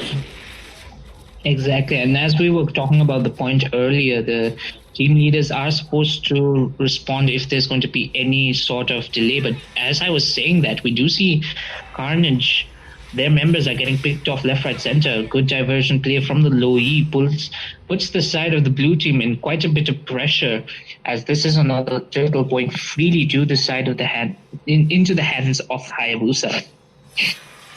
Yes, sir. And just 5 minutes in, 8 kills and 8-0 score actually. And so much advantage towards side of Team Mafia. They are going for the potential engagement of the bot lane. We have a little bit of a fight over there. Not much of a fight as it was a little bit of a just takedown, just a Franco Cho takedown in that bot side for Nathan. Left alone, did not even have the entropy to keep himself alive. Just goes down in the process. As it seems like Team Carnage, their Matilda's finally back, but will it be a good fight over there? Oh, the Cho pretty low, is able to survive for just a little bit more. The Bloody Hunt is still there, but the entropy coming in from the Nathan, that's pretty interesting, going right into the hands of the Hayabusa. That is an unstoppable for the side of the Beatrix, as double kill is picked up by the Hayabusa. 2 members standing for the side of Carnage. Will they be able to defend their towers, or will Maf really go to plant their red flag? It seems like the Hayabusa just jumps in, but that's the potential of the Vexana that I was talking about earlier. She is able to stop and punish the greed coming in from the red flags. That nerf is showing a bit for this Vexana here. That knock-up, the airborne effect is kind of lowered down, so I feel they can take an advantage on the fight perhaps. We have a full-on blazing fight over there. Franco is first of all the way of the dragon caught in the backside. Just takes down the hill. That does not seem good for the side of Carnage, as they are just losing members left, right, and center. I think that setback that they got from Zelda being offline early into the early minutes of the game was something Team Carnage really suffering right now. We can see the Circling Eagle being used, but the Chow will be safe, I believe. He is looking to be alright right now. It seems like Carnage, they are trying to push back, even if it's just a little bit, but it seems like they are holding out for now. So it's going to be interesting what happens, especially once we enter that late game phase. By the way, guys, we marked the 7-minute mark, just reminding you guys, this is not going to be another 7 minutes game, but the Hayabusa does goes in with the Ogi Shadow kill, will get that shut down onto Rishidar again. So this turtle should go to the side of Team Mafia, or they want to take the Lord here instead. Oh, that is a good potential, but the Spear of Alpha connects onto 2 members over there. Good Iron Hook catching up the Nathan. Goodness, man, it's just a cleanup crew happening over here, as the rest of Maf, they're just doing so much damage here. Ooh, the Vexana's knocker was not just long enough to take the members down. They were so low. The Chow goes in with the flicker play. Not a good look. He just gets taken down. A bit You of could misplay. see the pain, man. You could see he missed that flicker first skill, and then he just stood there. He was like, "Oh no, I am dead." That is just minus 10,000 aura, isn't it, Quentin? Oof. Speaking of aura, topside, there are two people trying to take down the Beatrix, and she does get shut down. Finally, a little bit more breathing room for the side of Carnage. Zelda getting back his aura after being AFK for a couple of minutes. I think he is doing pretty good after being back, having all the assist, all the team fight participation here. But the goal lead is not too much, I would say, Quentin. It's just 5k. I think Team Carnages, if they try, they can come back to this into this game. Like their marksmen already have fallen 5 times. He just needs to position a bit carefully and play around with the tanky members ahead of him. The positioning is very important for Lord Without Sea, I believe here. That we will have to see as the rest of Maf. They are trying to converge onto a fight before the Lord so that they can actually get a little bit of a leverage. But it seems like Carnage, they don't want to give that up right now. Now we have to see whether or not they'll contest this, but looking at the goal lead, at the moment it looks very risky. Look at the Nathan barely surviving, Lord already getting locked in, the entropy coming in. Look at the Jove going in very deep. The Spear of Alpha used defensively, as here comes the knockup from the Vexana, the Ouija Shadow Kill. Almost able to take down the Nathan, but it's not enough as the Hayabusa just walks away. And it seems like both teams, they are backing off for the moment. Look at them. Did they just like regen back with the revitalize and the heal coming in from the Matilda? That was the sustain I was talking about while we were going into the draft. But with a lot already being taken from the side of Team Marv, they want to collapse for this minion push that is gonna happen in about 30 seconds, I believe. But yes, Team Marv, if they want, they can go for and engage. All their spells are back. They want to play for the aggressive route here, I believe. We might see a team fight brewing up over here.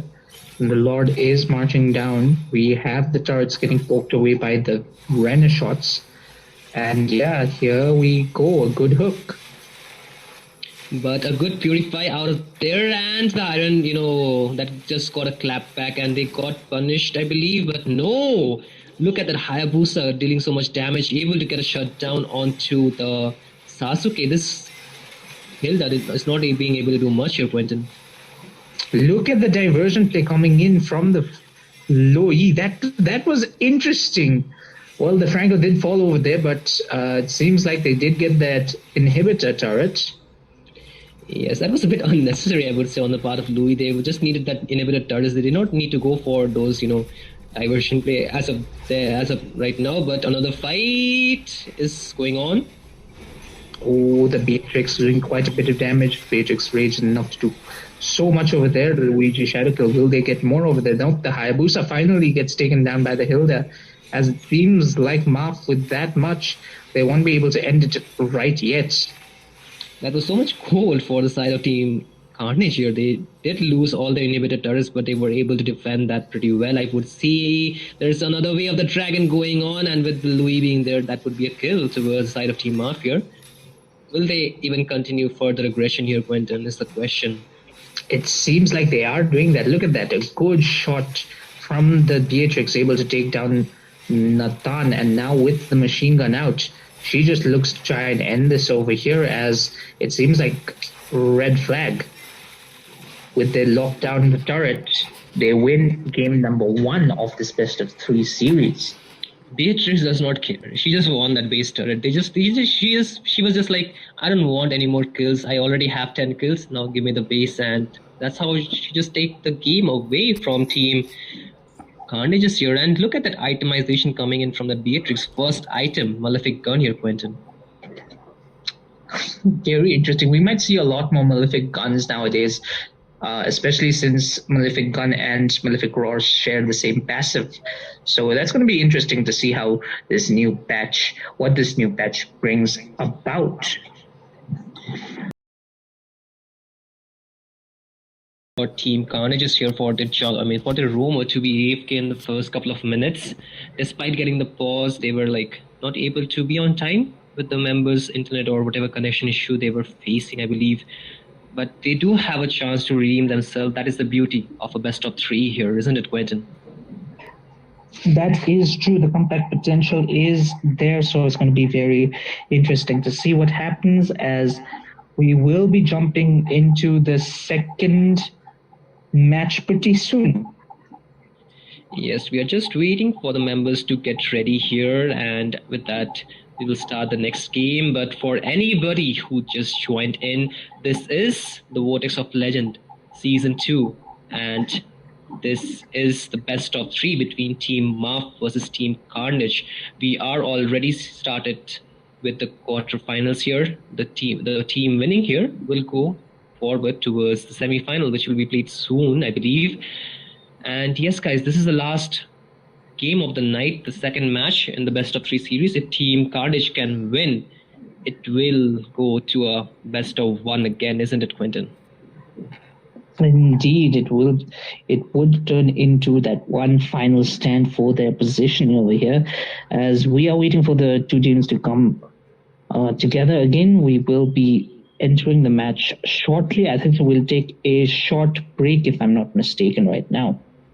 Yes, sir. While we are just waiting for the member, we will just be back with a short break, guys. So don't go anywhere. If you need to fill back your popcorn, go and do it. Need a bathroom break, go and do it. But yes, we need to do that for ourselves as well. So meet you guys in a bit.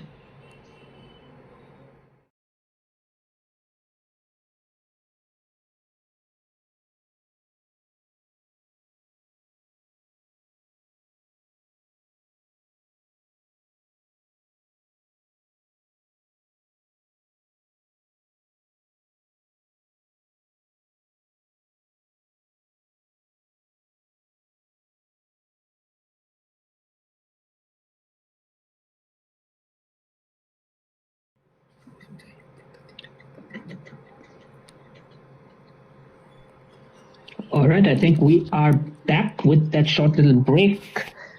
Yes. And That was the fastest bathroom break I ever had in my life, Quentin. I swear to God. You guys did not even let me finish. But yes, we need to go on, please.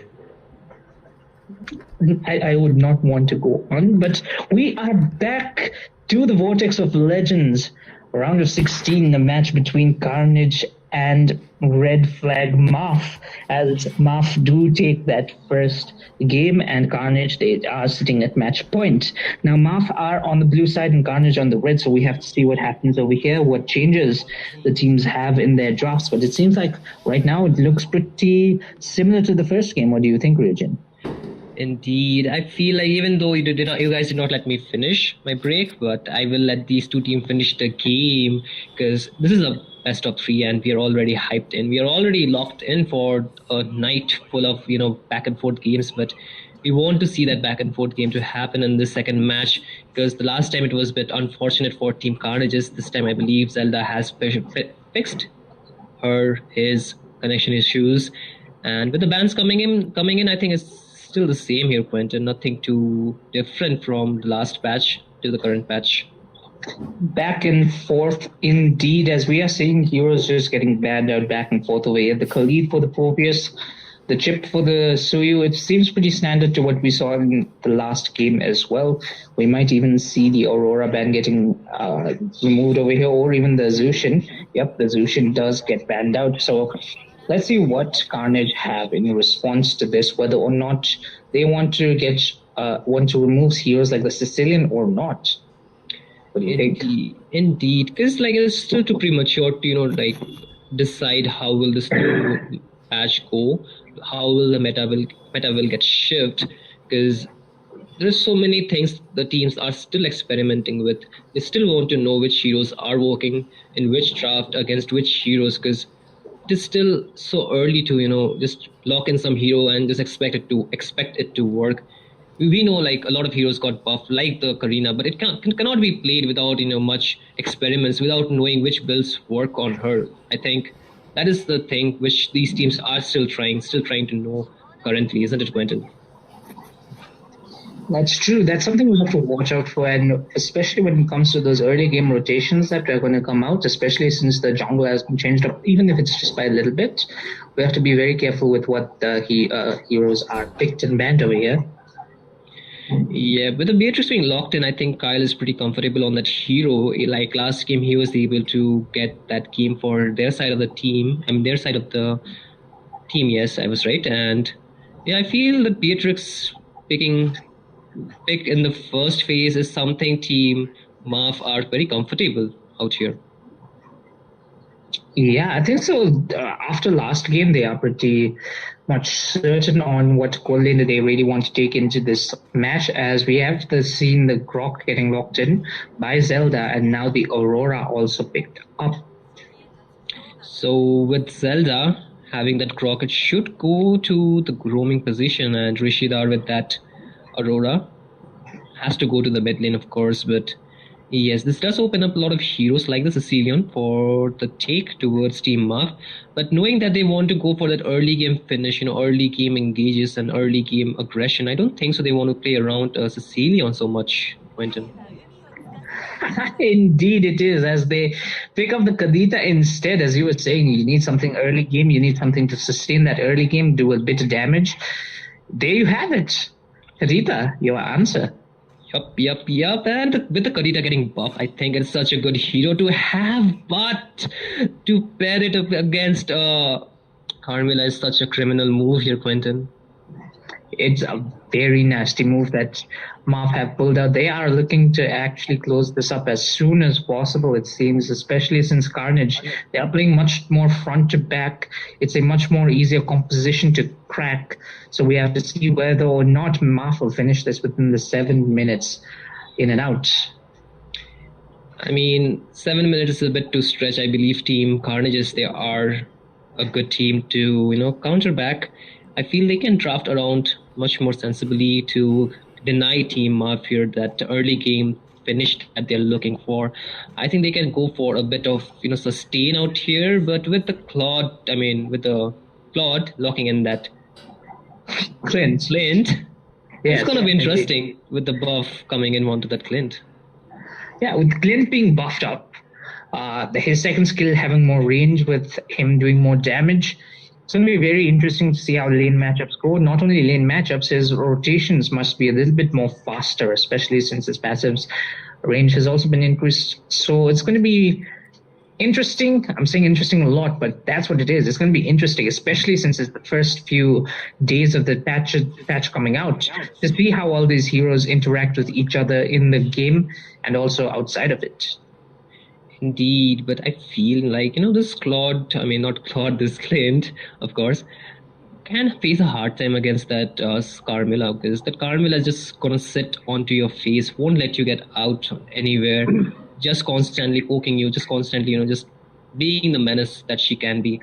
There's something this Claude, this Clint can, get a trouble with. Caught up in, yeah, exactly. The way with her Ocean, the Kadita is going to be pretty scary, especially against Aurora and the Clint. The Aurora is all right as long as she has a passive, but the Clint's going to be in a lot of trouble if not actually properly protected. And now it seems like the veil gets banned off for the side of Marv, which is interesting if you ask me. I think it's just a troll ban at this point because they already have their mage, so I don't think so they would have used that veil anywhere. But I'm surprised to see Team, Carnage is not banning any assassins in this game. They should have banned that Ling, I believe, because that could have given them some trouble, if you ask me. Yeah, they banned out the Gothel instead, so this is going to be very interesting. But with Carnage, you never know. They might just pick up something random and actually make it work. So it's going to be very interesting to see what happens over here as they do cover the Yi and Shin. Yes, sir. You know what, Quentin? I'll give you another word for interesting. Let's go with fascinating. Fascinating. I like that. I like how it sounds. I like how it goes. Fascinating as they pick up the Lapu Lapu. That's fascinating. Yes, sir. And with the Lapu Lapu coming in, it's going to be pretty interesting to watch because I feel the Lapu Lapu can, emerge in the current meta, but it's still too early to see that. And the Nolan again. Deja vu. Deja vu? To echo? Maybe, maybe not. We'll see what happens over here as this Nolan's going to do quite a bit of damage as Marth, let's see what they pick for the EXP to pair up against the Lapu. I think they can go for a standard EXP pick out here. They do not want to experiment too much with their EXP pick because they need somebody to set those team fights, and that Arlott can do that very well, getting locked here. Oh, the final slash just sweeping the win out from under Carnage's feet. You never know. Let's see whether or not Carnage they want to actually clap back here. Will they respond to whatever type of rotation that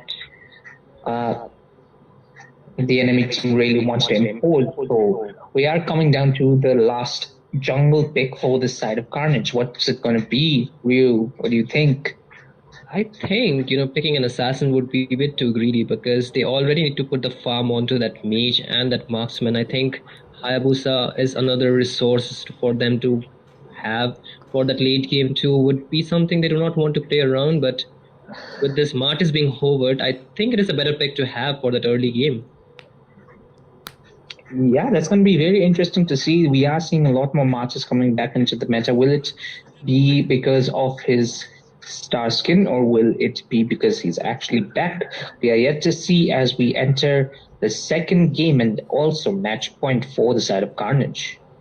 Absolutely, but I still stand with the statement that the draft coming in from the side of Team Marp is pretty criminal. All those heroes have the ability to just wipe out a team fight because just look at the pairing of those. Like, if you can just chain your skills, how can anybody survive that much amount of damage? Tell me, Quentin. But I think Team Carnage, they have a good punish, if you ask me, with the Grok, with that Frigid Glacier from that Aurora. It can be so nasty too. If they once get stunned, it's just like a field day for Team Carnage to clear for their, damage that they have from those two heroes alone. That is the Martis and that Clint. And yeah, without any further ado, we enter the Land of Dawn as both teams are getting ready, reared up for this match, which could turn out to be a final match for the side of Carnage, or will they be able to make a comeback, especially against Red Flag Marth?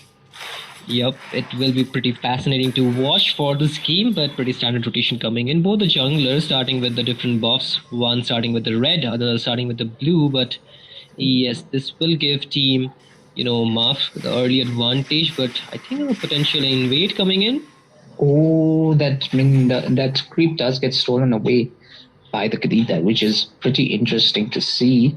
That's a little bit of a lot, actually not even a little bit, a lot of resources starting to get torn away from the Martis, and the Martis just wants to farm in the early game. Yes, he does need that early level 4 to come online because without his decimation, he cannot complete the team fight. And looking at the EXP, I think Team Marth's jungler is leading a bit here with almost getting that level 4 after clearing that jungle tree. But you can see Tuba being too deep is getting the recoils here, already too low. But here comes Blue with the damage fracture being used, but not enough to take anybody down here, Quentin. That's very interesting. We have the Martis around. He does have his retribution as well. He is able to secure that golden crab and just walk away, but it seems like Nolan is ever ready for a hunt. Yes, I think it's going to be a bit slow-paced game from Team Marth here for at least until the turtle spawns here. We can see Team Marth is going for that rotation with their mage taking the top lane EXP and the roamer most probably clearing that mid wave to get that early level 4, whereas Team Carnage, they're pretty behind, if you ask me, with the EXP here. It's going to be very interesting to see what happens in this little bit of a fight over here, whether or not Team Carnage will stand up against the skirmish that Team Marth want to put out front. But it seems like the Nolan, he wants his blue buff first before they take this fight over here, as the rest of Carnage and Marth get ready to take this turtle dance. I think that is a smart decision from that Nolan. He does need that energy, but here comes Kadita with that, ultimate, and there goes the clapback, the Curse of Blood connecting, and the Martis giving that answer back to us, and you can see it already double kill, and the Lapu Lapu with one kill coming in does not want that blue to get out of there, and a triple kill for that Martis here, Quentin. That was amazing from the Marches, able to get a triple kill, able to turn the tides on what seemed to be a messy fight. Seemed like Marf were not able to chain their skills properly enough, and Carnage, they were able to do what their name actually suggests to the red flags themselves.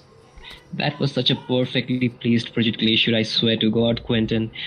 Rishidar just played it perfectly. Like he just changed the tide of the fight. Despite getting that curse of blood connecting onto multiple members, that Frigid Glacier alone gave that Martis window to just answer back, to give that damage, to get that decimation onto the right members, and after that it was just, collapse for the side of Team Marf there.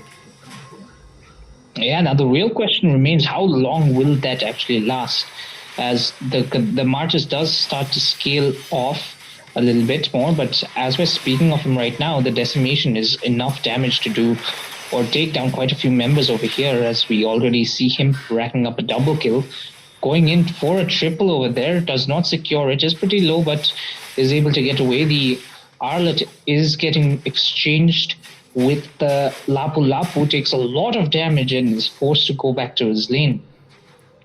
Yes, sir. The rough wave is dealing a lot of damage. You can see the Rishid are already getting bursted down so early into the game, and I feel as we slowly progress to the mid game, this damage is just gonna scale with the items for that Kadita. And yes, that was a pretty good answer back from Rio on that Martis, because he was able to pick up 2 kills of that engage, and I think those kills just gonna stack furthermore to give that Martis that advantage when it comes to those team fights.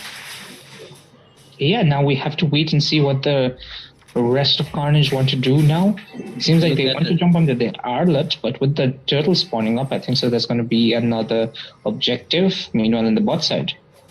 Yes, there's another engage onto the Grok, already chunked so low with the rough wave, but will be able to survive. The fracture was also... the fracture was not used, but the rough wave alone was not able to take down that tanky hero, that is the Grok, but this does give team Carnage the advantage to take this turtle though. Yeah, team Marf, they are doing a pretty good job at splitting the map. Even though the side of Carnage, they did lock in the turtle, they do lose that neutral objective, that passive objective in the bot side, that is that first tier 1 tower. Yes, not only they lost their marksman onto that bot lane, they also lost that turret. I think that's a good trade back coming in from Team Marf here. They were able to split that map, like you said, and get a better trade for their side. And if this Beatrice comes online again, we know what she's capable of doing in the late game. Yeah, that's going to be very interesting as we see the rest of the rotation coming in from the side of Marf. Will they be able to actually push this through, or will Carnage actually give that comeback as they were showing right now, whether or not that March's pick really is enough to change the tides? Yes, they do need to play the early game around with that Martis. They should, go for that pickoffs potentially. But onto the top lane, there can be another Ace of Curse of Blood connecting onto 2 members. The ultimate coming in from that Croc, able to save him a little longer, but inevitably he will fall. Ooh, that's a little bit of a risk for the No Limit, going straight into the mortal coils of Martis. But Claude does get taken out. I mean, the Clint does get taken out by the Beatrix. Now the Martis with the decimation does not land it cleanly yet. The rough waves out there to provide enough cover damage to actually do much. The bravest fighter is used up, but does not catch anyone, as the Lapu Lapu and the side of Carnage, they look pretty dire in the situation. I mean, saying it did not connect onto anyone was understatement, because I could see Natalia out there, and with that, the mid lane is the next to get into the hands of Team Mafia. They wanted to take it, but I think with the rotation coming in, they will be able to defend it for a while longer. Yeah, the Carnage is still able to actually respond back, so we have to see what happens over here as the third and final turtle of the game does spawn in, and this time it seems like Marf, they need to be a little bit more careful. They are pretty low when it comes to HP. Good zoning coming out from this Lapu Lapu this time, trying to redeem himself from that last engage. I think this Lapu Lapu really needs to pull off with the zoning coming in. He wants to go in with the Bravest Fighter, does use a flicker, and that Bravest Fighter second phase coming in, able to get a shot down onto Kyle, and the kill does goes to the hands of the mage, but here comes the Martis. Ooh, a beautiful combo with the rough waves into the fracture does catch two out, but it seems like a shutdown onto the Nolan leaves Kadita hanging over there, just trying to defend this mid lane. But it seems like with the pressure coming in from the side of Carnage, they are going to take this tower as well. Yes, Team Carnages are really able to, answer back right now. They did get the turtle, they did get the team fight.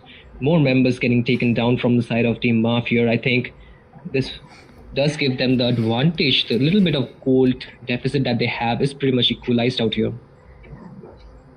That is true. We can see that the goal lead and the EXP lead is starting to actually close in, and once both teams lock in a few more items, it's just going to be a bloodbath as we saw last game. So both teams will start throwing each other, throwing themselves at each other. So it's going to come down to the macro movements that they make around the map and how they secure objectives. Currently, as when it comes to towers, does stand onto the side of Math.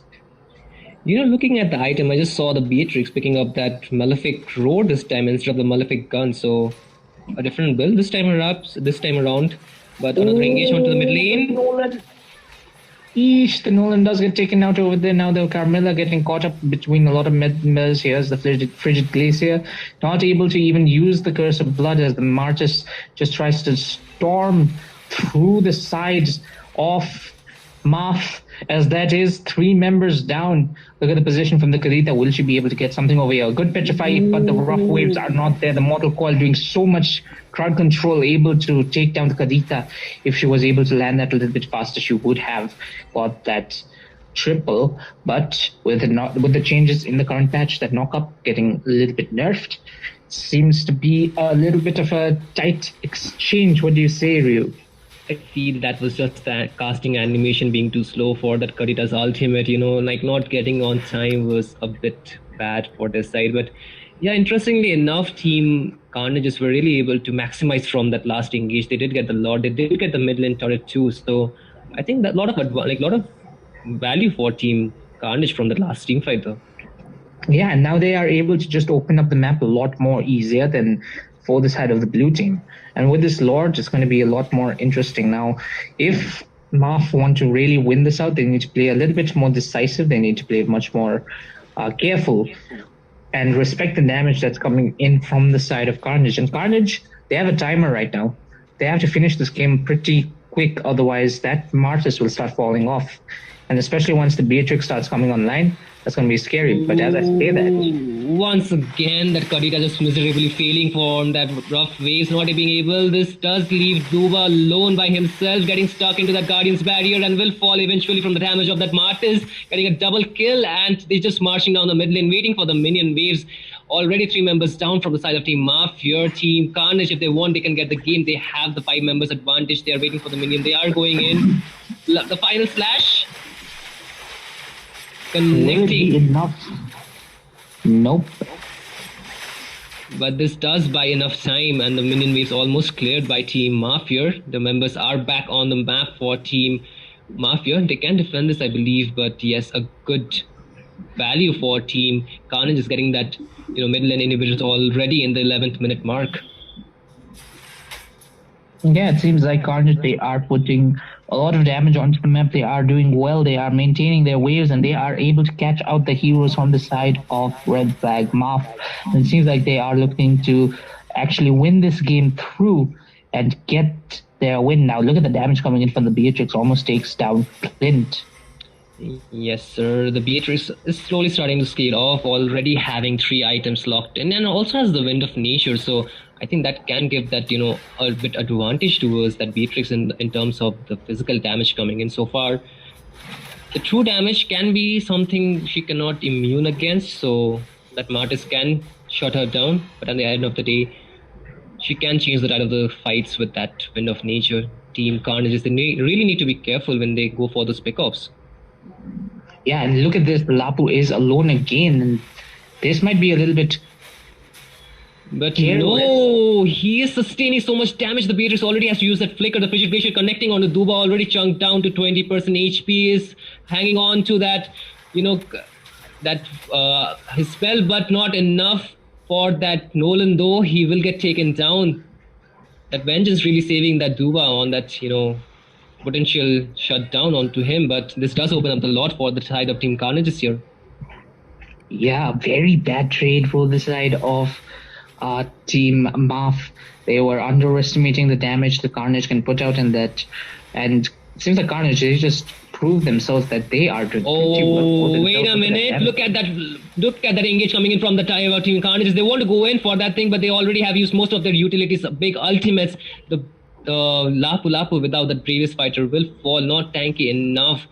That knockup did connect from that grog, but the recent nerf coming in was like not long enough for the rest of the members to come back on time here, Quentin.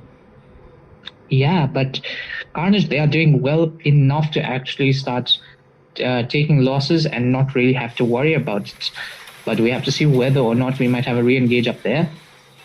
Does happen. The Rishidar just get deleted out here, but here comes the answer back with the Rio's decimation, getting that kill onto the mage invoker. But the Lord is marching on the mid lane. We can see 4 members from both the sides are standing. Both sides missing their mage. The Grog does go into the bush, but here comes the fraction connecting, but not enough damage. Claude survives, and the Lord still needs to be clear. Team Carnage, if they want to go in, they can, but I think they will decide otherwise. They just are happy going for the top lane push, I believe. And right now, it seems like Beatrix, will she be able to dish out enough damage over there? Yes, she is, as Zelda just gets popped. Look at the position. From Nolan. Yes, sir. Man, oh man, what a back and forth game. Here comes Duba with the stun, but the Vengeance able to survive the damage being placed by that Claude. But here comes Rishidar and just goes back to the base. The damage from this Nolan is really, coming online here. It's a good back and forth that's happening right now in this 14-minute mark, as the Lapu Lapu still has the bravest fighter is able to survive and sustain quite a bit of damage from the side of Maf. Indeed, I think it's a good decision for that Nolan to go for that mage, out here, because that Frigid Glacier is really changing the tide of the team fights, and I believe marking the right members can really change the outcome of the team fights, and that is what is happening right now. Team Maf, they're able to hold on for longer because the mage is not in those team fights, Quentin. Indeed. Now look at the position coming in from Carnage. They just want to keep putting the pressure onto the side of Maf, but it seems like Maf have the other plans. A good wild charge onto the Kadita. Will she be able to get out? Nope, it's not enough, as the decimation connects, giving Marchus another legendary kill over there. Already setting with a 14-1 and 4 KD. This Martis is just proving his worth this game around. I think Rio, as he's able to come online in this game, can really change the tide of the game. Already we are 15 minutes in, but this Martis is not stopping anywhere, but the Clint really needs to be careful. Get survived, but we can see the Renus apathy, not enough, does not connect. But the Lapu Lapu with the flicker pick coming in onto Kyle. Will be surviving with the flicker, but here comes the Curse of Blood connecting onto 4 members. The damage coming in, the final slash connecting. The Grok does use the final ultimate to solve Kyle there, but not enough, because Duba will fall. 2 members falling, 1 member from the side of Team Carnage here. They do have a lot on their side to take. A good fight for the side of Carnage. They did win this out completely, and this might just be a large take immediately right here, as it seems like there's nothing much that Maf can do, especially with their jungler down. But it seems like the Kadita is trying to do something over here. So is the Arda. Look at that. He is able to almost take down the Grok in that entire skirmish, but the Aurora, the Kadita over there in the backsides with the rock waves, able to take down 1. The Beatrix coming in to clean up, does get a double kill. Will be trying to go in for more. The immortality is popped up. He does have the Renner, is able to get that triple kill pretty easily over there, as the Clint spawns in, and really good trade out for the side of Maf. Man, oh man, what a play coming in from Invoker, really changing the tide of the game. Just going in for the knocker with that Winter Crown was so smart, just giving Kyle enough time to come and clean up those low HP members, and this does give them the advantage to take the Lord, and they get the Lord. I feel Team Maf, they're really able to have a good value from the last team fight, and yeah, they are still on, they're still back in this game. They're not giving up so soon, I believe. Yeah, it seems so. Carnage, they were doing pretty well for themselves, but a sudden team fight just changed up the entire process. Now, Nolan gets spotted out by two members for the side of Carnage, so it's going to be very interesting. They don't know where this Nolan is.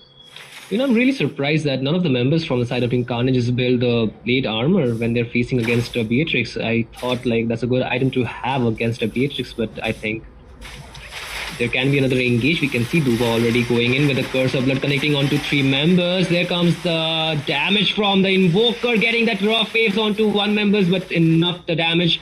It's just getting stacked Nolan onto the back line. Not getting the shutdown he was looking for. Good item swaps coming in from the side of the Aurora.